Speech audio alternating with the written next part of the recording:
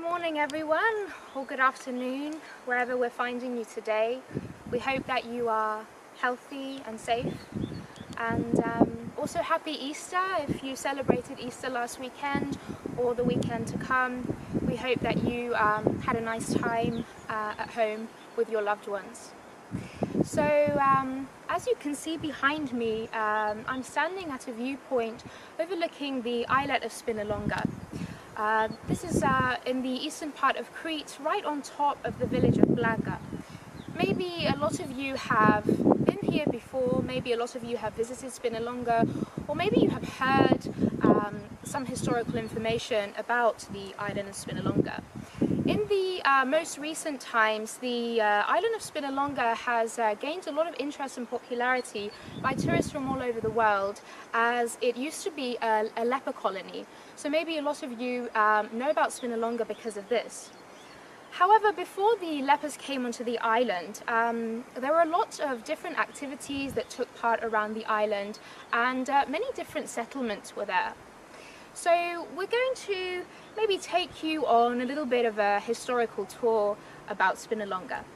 So at the northern entrance of Alunda Bay, at a key position for the control of its natural harbour, as you can see, lies the islet of Spinalonga. The island was fortified during the antiquity, possibly in the Hellenistic period, with a very large enclosure, and maybe from here you can see behind me it's all around the island.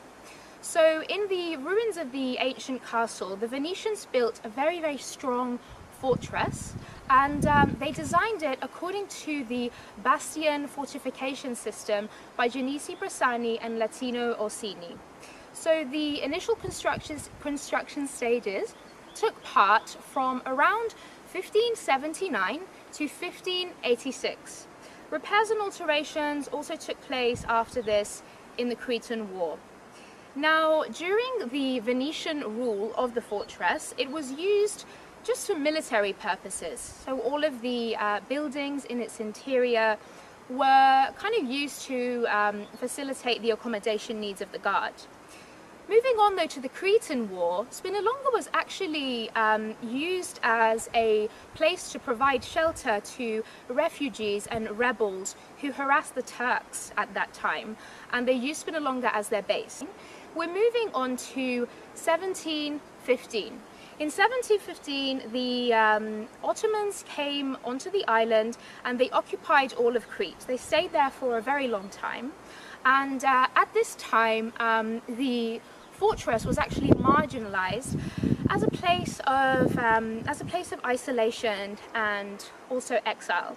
However, this quickly did change, as during the end of the 19th century, the Spinalonga actually obtained a permit for export trade. This meant that towards the middle of the 19th century, a lot of new inhabitants came onto the island of Spinalonga, and especially seamen and tradesmen who really exploited the seaways of the Eastern Mediterranean, and also really took advantage of the safety of the settlement, which was fortified all around. So it was a really safe place for them. However, the life on the settlement was very quickly disrupted, and especially towards the end of the 19th century. And this was because of all of the political developments and uproar that was taking part in Crete. So at that time, towards the last years of the 19th century, we see that all of the inhabitants in Spinalonga actually were forced to leave and emigrate. And that was because all of the Christian activities of the time were very revolutionary, and they caused a lot of insecurity to the Ottomans of Crete. Good, so the Ottomans are leaving right after the Venetians. So the Venetians were there, the Ottomans are there, and now slowly we see a little bit of new activity happening on Spinalonga. So we see that sorry guys, a few cars coming by. So we see that in 1897, French military forces, they come onto the island, and they actually only stayed there for around 1 year. And when the French military forces left, this is when the island became a leprosy colony. So in 1903, the Cretan state declared that all lepers were to be isolated.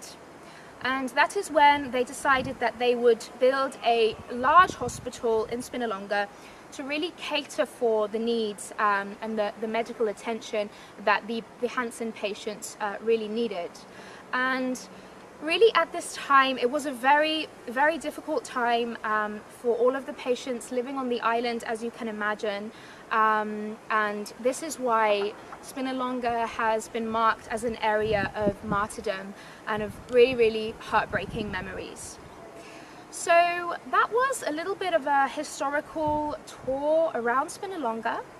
And it's actually interesting to say that for many, many decades, Spinalonga remained untouched. There were no changes or developments. No one was actually visiting the island.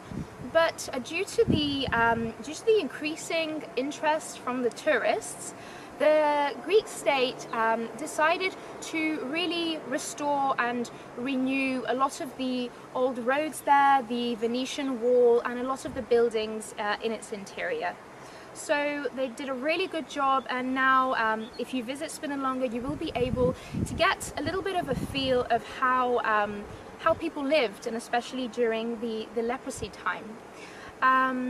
So Spinalonga, even to this day, remains the second most visited archaeological site in the whole of Crete, and the sixth most visited archaeological site in Greece, actually.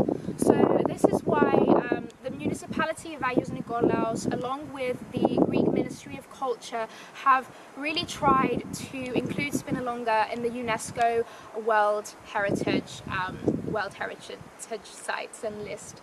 So that's all from us for today. We hope that you have enjoyed this little chat, and as you can see, it's really, really hot here in Crete. There's still not really a lot of people walking around. We're all in quarantine still, but we are really hoping that soon we will be able to see you all again on our beautiful island, to share our beautiful blue waters when we are again allowed to swim, and to also visit and learn a little bit more about the wonders and the mystery around the island of Spinalonga. So thank you very much, and hopefully see you in the next video on Saturday.